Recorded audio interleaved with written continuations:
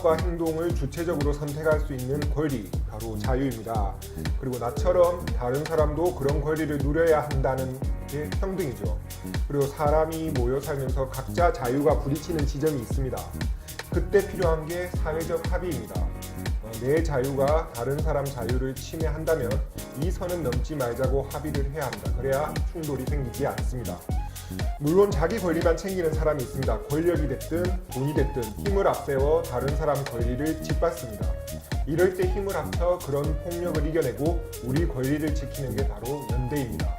자유평등 연대 또는 자유평등 가계로 불리는 이 개념은 이미 18세기에 나왔습니다.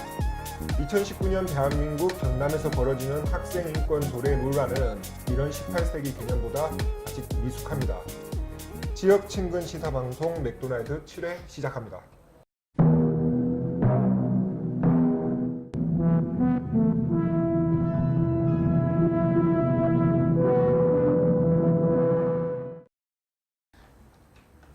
자, 오늘은 맥모닝을 생략하고 바로 빅맥으로 들어가겠습니다. 경남 학생 인권 조례를 다룰 건데요.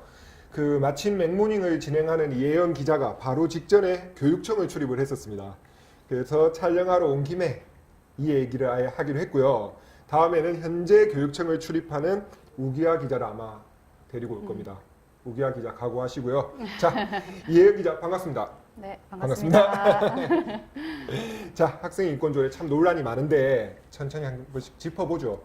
저 학생인권조례가 사실 꽤 지난해부터 꽤 논란이 이어지고 있는데 간단히 그 흐름을 먼저 짚어보도록 하겠습니다. 네, 경남 학생인권 조례는 갑자기 하루 아침에 튀어나온 정책은 아니고요. 네. 이게 경남에서 10년 동안 논의된 내용이었고, 네. 그다음에 세 번째 되풀이되고 있는 논쟁입니다. 그때마다 계속 시끄러웠나요? 네, 계속 시끄러웠습니다. 학생인권 조례 제정 운동은 지난 2008년에 경남에서 처음으로 이제 시작이 됐고요. 네. 근데 이제 제일 먼저 제정된 거는 경기도 교육청이 2010년 처음으로 제정을 했습니다. 네. 그리고 이제 해마다 연차적으로 광주시 교육청, 그다음에 서울시 교육청, 전북도 교육청이 학생인권 조례를 제정했습니다. 하자는 건 경남에서 제일 먼저 하자 했는데 네네네. 실제 하는 곳은 네. 다른 곳에서 지금 차례차례 하고 있고 네. 우리는 논란 중. 네, 네. 그만큼 우리가 좀 이렇게 그 당시에 힘을 조금 결집하기가 조금 네. 어려웠다라고 하더라고요. 그래서 이제 2017년도에 이제 미투 운동 등 젠더 문제가 네. 이제 학교에까지 불거지면서 학내의 인권이 보장되지 않고는 학생 창의성과 그다음에 뭐 역량 신장이 멈출 수밖에 없다는 이제 결론에 이르렀고, 네. 박종훈 경남도 교육감이 지난 선거에서 대표 공약으로 제시하면서 논란이 지금까지 이어지고 있습니다. 네, 그렇습니다. 네. 그래서 이제 뭐 여러 과정이 있었는데 1차 공청회가 반대 측에 이제 그 난폭한 언행으로 결국이 무산이 무산됐고, 됐고요. 예. 그다음에 또 2차 공청회 역시 공정성을 이유로 네. 반대 측에서 집단적으로 이제 불참하면서 네. 반쪽 공청회에 그쳤습니다. 네. 반대 측은 지금도 경남도청 앞에서 학생인권조례 제정 반대 천막 농성을 벌이고 있습니다. 네, 상당히 거세게 네. 계속 진행 중이네요. 예. 제가 이렇게 이거를 좀 자료를 더 찾아보려고 검색을 해보니까 경남도민일보에서는 지난 2018년부터 지금까지 경남 학생인권조례 관련해서 116건의 기사와 기고 사설을 보도했습니다. 네. 일단 말씀하셨다시피 찬성 논리와 반대 논리가 계속 세게 부딪히고 있는데 한 번씩 좀 짚어보는 게 좋겠습니다. 간단하게 짚어보죠. 먼저 네네. 찬성 논리부터 말씀을 해주신다면. 네, 오히려 찬성 논리는 조금 너무나 간단한 네, 논리라고 할 수 있는데요. 학생 인권 조례가 왜 필요한지 설명하는 건 학생도 인권이 필요한 존재인지 묻는 것과 마찬가지라는 겁니다. 맞습니다. 네. 학생을 인격적 주체로 대하지 않고 어른 말을 일방적으로 따라야 하는 열등한 존재로 보는 것은 네. 학생인권조례가 싸워야 할 벽이지만 결국 또 학생인권조례가 왜 만들어져야 하는지를 설명해주기도 하는 그런 부분이기도 합니다. 사실 학생인권 조례에 그 찬성 논리가 거의 다 담겨 있다라고 보면 네네네. 될 것 같습니다. 네. 실제 학교에서 그러면 어떻길래 네. 이거를 그 조례로서 보정을 하려고 하나. 네. 이거를 이제 지난해 사단법인 창교육을 위한 전국 학부모회에서 네. 전국의 200개 중고등학교에 그 학생 생활 규정을 한번 조사해서 발표한 적이 있습니다. 네. 이거를 보면 그 10개 학교 중에 9개 학교가 그 교사가 학생 소지품을 검사할 수 있고, 그 다음에 휴대전화를 학교에 가져오지 못하게 하는 등 이렇게 좀 등교 이렇게 그다음에 휴대전화를 등교 후에 제출하는 등 규제를 좀 심하게 하고 있다라는 거죠. 네. 그리고 10개 학교 중에 8개는 학생들에게 머리카락 염색도 못하게 하고 화장도 제한을 하면서 개성을 제한하고 네. 그다음에 한 7개 정도의 학교는 이성 교제 등 인간관계를 제한하는 규정까지 있었다고 합니다. 그러니까 제가 이 학생 인권 조례를 보면서 계속 이렇게 생각하게 되는 지점이 이런 거죠. 아까 처음에 오프닝 때도 말씀을 드렸지만 이쪽의 자유와 이쪽의 자유가 충돌이 될 때, 그렇죠. 그러면 이제 그거를 그 충돌이 되는 주체끼리 같이 합의를 해서 우리 이 선은 넘지 말자 하는 과정이 있어야 되는데 그렇죠. 지금 이제 말씀하시는 학생 인권에 관련된 학교 교내에서는 그게 한 방향으로 일방적으로 그렇죠. 규정으로 예, 담아서 규정으로. 제한을 하고 있다라는 거죠. 예, 그 점에 있어서 네. 일단 인권 조례가 지적을 하고 있는 건 분명히 사실입니다. 예. 그러니까 이게 사회 성숙도랑 학생의 인권 감수성하고 비례를 했을 때 학교의 총량은 같이 올라가지 않고 있는 셈입니다. 네, 근본적으로 학생을 어떤 단속 대상으로 네. 보는 데서 지금 이 문제의 쟁점들이 계속 가지치기를 하고 있다는 느낌을 많이 받거든요. 예, 그래서 계속. 이제 조례 제정 중에서도 가장 이제 강조되고 있는 게 학생 참여권이거든요. 네. 그러니까 이제 그게 아까 말씀하신 대로 학생 이제 자체를 네. 주체적인 인간으로 이제 인정을 하자라는 이제 그런 내용이 담겨 있는 안이라고 볼 수 있습니다. 그렇죠. 그렇다면은 이제 이어서 반대 놀이 한번 들어보겠습니다. 네. 종교계를 중심으로 조직적으로 이제 반대 운동이 진행이 되고 있습니다. 네. 네, 그래서 그 경남도교육청이 발표한 경남의 학생인권 조례안에는 집회 보장, 용모 자유, 그다음에 소지품 검사 불허용, 그다음에 휴대전화 등 전자기기 소지 권한, 성적 지향, 그다음에 임신, 출산, 학생 차별 금지 등의 내용이 담겨져 있습니다. 네. 그래서 이제 그 경남 교원 단체 총연합회 경남교총이라고 하거든요. 네. 그리고 종교계 등에서는 이제 이런 내용들이 그 학교의 생활 교육을 어렵게 하는 요소이고, 그리고 이제 인권으로 포장한 생활 교육 포기 조례안이라고 이렇게 명칭을 새롭게 네. 정했습니다. 이름이 쏙 들어오네요. 네네. 포기 조례안. 네. 네. 그래서 이제 학생들의 일탈 이런 행동을 이제 조례안이 제정이 되면 법을 어기면서까지 지도할 선생님이 없을 거고, 네. 그러면 이제 학교 교육은 이게 더욱 어려워져서 교권이 추락할 것이라고 지적을 하고 있습니다. 네. 그리고 또 학생인권 조례가 동성애나 임신을 부추긴다는 왜곡된 주장을 펼치고 있습니다. 네, 그렇네요.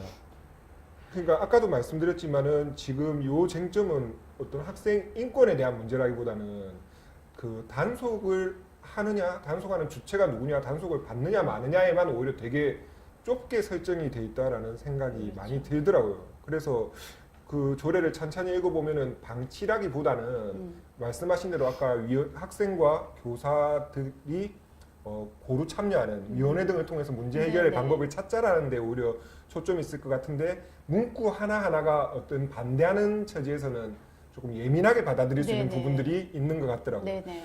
조항이 꽤 많은데 네. 뭐 이걸 전부 다 좋은 얘기도 많기 때문에, 누가 봐도 좋은 얘기도 많기 때문에 다 반대하지는 않을 거고, 네네네. 특별히 쟁점이 되는 조항이 있을 것 같은데 어떤 네. 조항이 그렇습니까? 한 3개 정도를 제가 한번 요약을 해봤는데요. 네. 먼저 지난해 11월 달에 이제 오해와 진실이라는 네. 기사를 쓰기도 했습니다. 네. 먼저 8조를 보면은 표현과 집회의 자유가 네. 있는데요. 예. 이거를 놓고 이제 공부하는 학생이 아니라 정치하는 학생을 만든다고 반대 이제 논리를 펴고 있는 건데요. 네. 근데 이제 학생 그 신분이라는 이유로, 그리고 특정 주장을 담고 있다는 이유로 학교 밖 집회나 시위 참여를 규제할 수가 없습니다. 네. 이건 이제 헌법 21조, 22조, 그다음에 교육기본법, 그다음에 아동권리에 관한 협약에서도 뭐 이런 거는 명시되어 있습니다. 네. 네. 그리고 그 17조 성인권 교육의 그 교직원은 성폭력 피해나 성관계 경험이 있는 학생에 대해서 편견을 가져서는 안 된다는 내용이 담겨져 있습니다. 네. 네, 그야말로 이제 편견을 가져서는 안 된다는 내용인데, 교육에서 되게 중요한 부분이잖아요. 네. 근데 이제 반대 측은 이를 성관계를 허용하고 조장하는 것 아니냐고 주장을 하고 있고요. 네. 찬성 측에서는 과한 해석이라고 받아치고 있습니다. 네, 그거 좀 과한 네. 해석입니다. 예. 네. 근데 이제 뭘 걱정하는지는 그렇죠. 알겠는데, 네네네. 예, 그렇게 한 편견을 갖지 말라라는 얘기가 뭐 그렇게 권장한다라고 갑자기 노래가 점프를 해버린 건 좀 네. 아닌 것 같지 않습니까? 네네네. 예를 들어서 뭐 우리가 담배 피는 거에 대해서 불쾌하게 생각하는데, 뭐 어린 친구들이나 누군가 담배를 필 때 뭐 거기에 대해서 편견을 갖지 말자라는 얘기가 너 담배 피우라고 권장을 하라라는 얘기는 그렇죠. 아니지 않습니까? 그러니까 네네네. 그런 되게 간단한 얘기인 것 같은데 근데 한마디 또 뭐 그냥 뭘 걱정하는지는 알겠어요. 네네네. 예, 과격하긴 하지만. 네. 네. 근데 이게 이제 성폭력 피해나 성관계 경험 같은 거는 네. 이렇게 개인의 성과 관련된 거는 사생활 중에서도 이제 가장 우선 보호돼야 그렇죠. 된다는 의미고 네. 그리고 이제 조례안은 이러한 사실을 이제 교원이 직무상 알게 됐다면 네. 그 비밀을 보장해줘야 된다. 예, 맞습니다. 네, 이런 이제 네. 내용인데 좀 이제 과한 해석을 하고 반대 논리가 조금 펼쳐지고 있고요. 그리고 이제 제일 논란이 되고 있는 게 제16조 1항입니다. 네. 이제 여기 내용을 보면 학생은 학년, 나이, 성 정체성, 성적 지향, 종교, 임신 또는 출산, 사상 또는 정치적 의견 등등 뭐 이런 등등의 이유로 차별받지 아니한다 이런 내용이 담겨져 있습니다. 이제 임신 반대 측에서는 임신, 출산, 동성애를 정상적이라고 가르치고 조장하는 것 아니냐는 반대의 논리를 펼치고 네. 있고 네, 네. 찬성 측에서는 이제 동성애가 조장한다고 되는 일이냐 그러면서 그렇죠. 이제 예. 맞서고 있는 거죠. 네. 근데 이제 이거를 의미를 해석을 해보면 학습권은 이제 기본권이잖아요. 네. 그래서 이제 뭐 이때까지 징계나 은폐 대상으로만 여겨왔던 청소년 미혼모들에게도 교육받을 권리와 그다음에 학생의 건강을 최우선 고려해야 된다는 의미를 담았고요. 네. 그리고 이제 정체성을 고민하고 드러내는 학생에게 차별하면 안 된다. 이제 이런 거를 명시한 내용입니다. 네네. 그 되게 예민한 부분이죠. 네네. 그러니까 받아들이는 그 그렇죠. 견해에 따라서 충돌이 생길 수 있는 부분이고 단어 하나하나에 그러니까 그 부정적인 생각을 가지신 분들 같은 경우에는 그 조례에 그 문구가 적시돼 있다라는 것 자체만으로도 네네. 되게 거슬릴 수 있겠다라는 생각은 드네요. 네. 그럼 지금 이제 앞으로 이게 진행형인 상황인데 네네. 논의가 지금 어떻게 흘러간다라고 보면 약간 정체돼 있다라는 느낌을 받긴 하거든요. 네네네. 네. 이게 이제 지금 경남도 교육청에서는 이거를 좀 더 의견 수렴을 하겠다라고 해서 네. 지금 어느 정도 논의가 조금 이게 내부적으로는 많이 진행이 되고 있지만 밖으로 드러나는 거는 지금 조금 정체된 상황이거든요. 네. 그래서 이제 그 박종훈 교육감이 이제 전체 기조는 이어가되 네. 논란이 되고 있는 그리고 많이 우려하는 부분에 대해서는 일부 수정을 할 수 있다라는 점을 시사를 했거든요. 네, 네. 그래서 어디 정도까지가 조금 뭐 이렇게 조금 수정이 될 수 있을지 네. 이런 거에 대해서 아마 경남도 교육청에서 논의를 하고 의견을 수렴 중인 걸로 알고 있고 네. 근데 이조차 또 찬반 논리가 맞붙고 있어요. 그런데 그건 또 네네네. 양쪽이 다 동의하기가 어렵겠다라는 생각이 들기는 하네요. 수정하는 것조차 네. 이제 왜 수정은 없다. 뭐 수정해야 된다. 아예 수정 없이 아예 그냥 이 조례는 제정돼서 안 된다. 네. 이렇게 해서 좀 논란이 있기 때문에 아마 또 수정안이 나오면 또 그대로 아마 또 이 논쟁은 또 격하게 벌어질 것 같습니다. 앞서 말씀드렸지만 각자의 자유는 그게 뭐 어리다, 뭐 나이가 많다, 적다, 지위가 어떻다를 가지고 서로 침해될 이유가 전혀 없는 거고 만약 그게 겹치는 부분이 있다라면은 같이 고민해서 어떤 합의점을 찾아내는 과정이 네네. 중요할 거고 그걸 어떻게 교육에 녹여내느냐의 방법인데 네. 이제 너무 어찌 보면 이 싸움이 계속 흘러가다 보면은 결국 이 학생 인권 조례에 대한 어떤 논의가 아니라 네가 이기냐 내가 이기냐의 싸움이 될 네. 수밖에 없잖아요 결국은. 그래서 그렇게까지 흘러가지 않았으면 좋겠다라는 생각이 드네요. 다음에는 이제 이혜영 기자는 경찰서를 지금 맡고 있기 때문에 네네. 우기하 기자를 꼭 불러가지고 네. 그때는 어떻게 더 진전된 사항인지는 체크를 해보도록 하겠습니다. 그리고 보이스 피싱 한번 불러주세요. 알겠습니다. 그리고 아울러 저 교육청이나 네. 아니면 이쪽 반대하는 단체의 관계자들도 당연히 하실 말씀 있으면 오셔서 네네. 할 수 있는 기회를 네. 저희가 제공을 하도록 하겠습니다. 네. 예, 쉽지 않은 내용 간결하게 정리해 주셔서 고맙습니다. 지금까지 경남도민일보 시민사회부 이혜영 기자였습니다. 고맙습니다. 네. 고맙습니다. 자, 오늘은 흥미로운 과학 뉴스 하나 준비했습니다.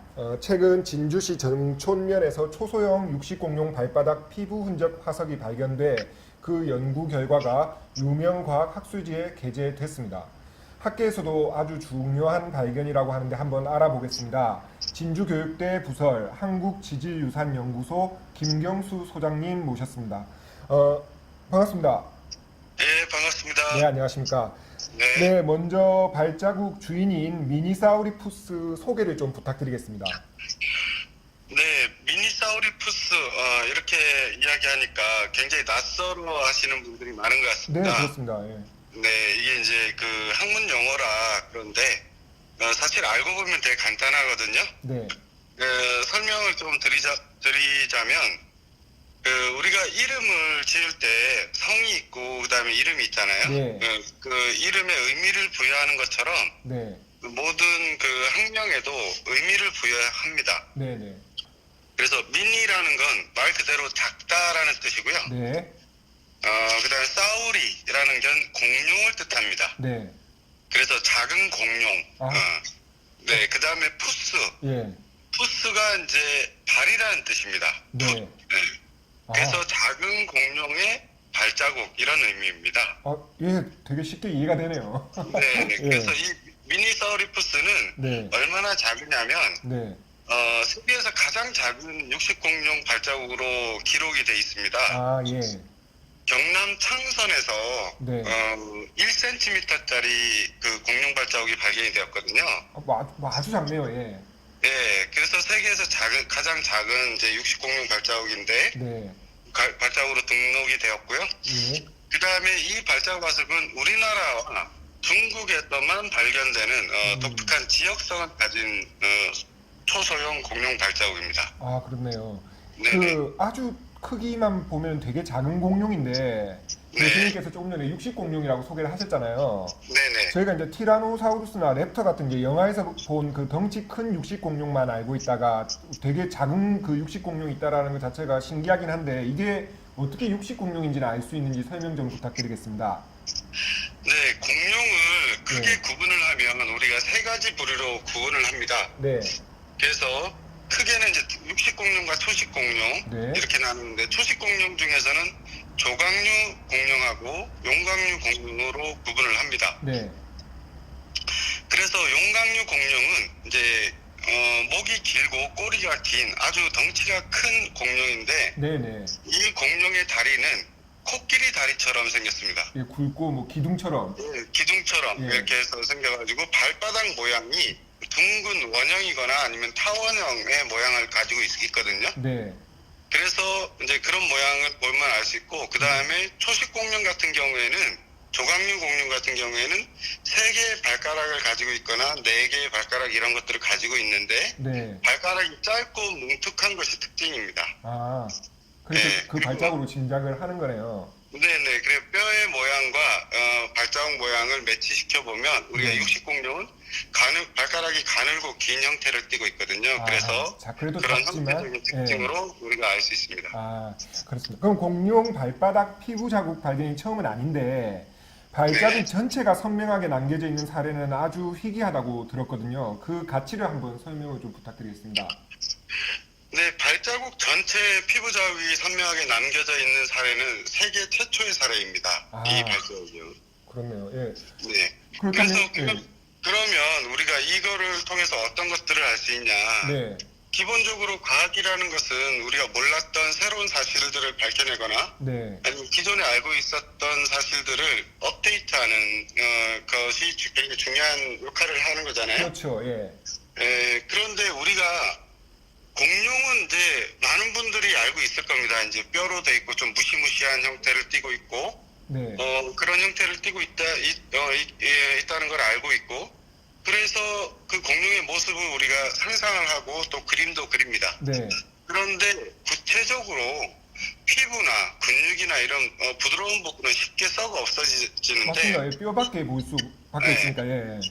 특히 발바닥 같은 경우에는 네. 우리가 그게 어떻게 생겼는지를 복원을 하려면 제대로 복원을 할 수가 없어요. 왜냐하면 많은 정보들이 없기 때문에. 거의 상상으로 복원을 할 수밖에 그렇죠. 없네요. 그냥 상상을 동원해서 복원을 하는 거죠. 네, 그런데 이번에 발견된 화석은 상상이 아니라 우리가 1억 1천만 년 전에 공룡 발바닥을 우리가 직접 볼 수 있는 아, 그런 가치를 가진 네.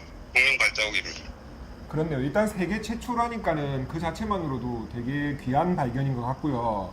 네. 제가 이제 한동안 그 공룡에 대해서 저희가 이제 나이 먹으면서 잊고 있었는데 이번에 그 발견 소식을 듣고 다시 한번 어렸을 때 그 공룡 봤던 것 기억하게 돼서 되게 좀 흥미로웠는데 다음에도 또 공룡에 대해서 어떤 궁금한 거나 새로운 소식 있으면 교수님 한번 다시 연결하도록 하겠습니다. 네, 알겠습니다. 예, 바쁘신데 말씀 고맙습니다. 네, 감사합니다. 네, 지금까지 진주교육대 부설 한국지질유산연구소의 김경수 소장님이었습니다. 자, 시청자 참여 코너 해피밀입니다. 처음으로 메일이 들어왔습니다. 이마실 씨께서 대한민국 지방신문협의회 우수사원 시상식에서 상을 받은 우리 최원준 사원을 축하한다고 전해달라 했습니다. 아울러 상금이 얼마인지 한번 알아봐 달라고 했네요. 상금 얼마입니까? 한턱 쏘셔야 되겠습니다. 메일 보내신 분도 그렇고 받으신 분도 그렇고 경남도민일보 식구네요. 저도 축하드립니다. 페이스북 댓글 하나 소개합니다. 김혜란 선생님이 내용이 훌륭하고 시선 처리나 발음이 많이 좋아졌다고 하셨습니다. 벌써 그럴 리가 없는데 고맙습니다. 김혜란 선생님은 전문 방송인이니까 일단 믿고 열심히 해보겠습니다. 여전히 너무 깨끗한 맥도날드 이메일 mac@idomin.com과 페이스북 페이지로 의견, 상담, 사연, 축하 뭐든 보내주십시오. 기다리겠습니다. 맥도날드 7회 마칩니다. 다음 주에 뵙겠습니다. 손유진 기자하고 정태현 기자도 한 주 고생 많았습니다. 우리 주 5일 했습니다. 지역 시사 흐름의 맥을 도민일보가 날로 전해드립니다. 빠밤빰빰빰 맥도날드